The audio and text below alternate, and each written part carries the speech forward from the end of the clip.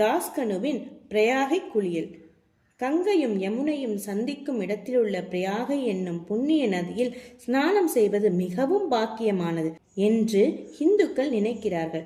ஆயிரக்கணக்கான யாத்ரீகர்கள் குறிப்பிட்ட காலங்களில் புண்ணிய ஸ்நானத்திற்காக அவ்விடம் செல்கிறார்கள்.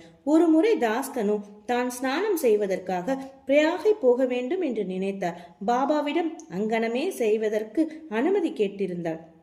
பாபா அவருக்கு சொல்லிய பதில், அவ்வளவு தூரம் போக வேண்டிய அவசியமில்லை, நமது பிரயாகை இங்கேயே இருக்கிறது, என்னை நம்பு என்றார். அப்போது ஆச்சரியத்திலும் ஆச்சரியம். தாஸ்கனு தனது தலையை பாபாவின் அடிகளில் வைத்ததும் கங்கை யமுனை ஆறுகளின் புனித நீர் பாபாவின் 2 கார்கட்டை விரல்களிலிருந்து சீராக வெளிப்பட்டது. இவ்வாச்சரியத்தை கண்ணுற்ற தாஸ்கனு அன்பு, ஆழ்ந்த மரியாதை உணர்ச்சியால் பெரிதும் கவரப்பட்டார். அவர் கண்கள் நீரால் நிறைந்தன. அந்தரங்கத்தில் அவர் உணர்ச்சியால் உந்தப்பட்டார். அவருடைய பேச்சு பாபாவின் புகழையும் அவரின் லீலைகளையும் குறிப்பிடும் கவிதையாக பொங்கி வெளிப்பட்டது.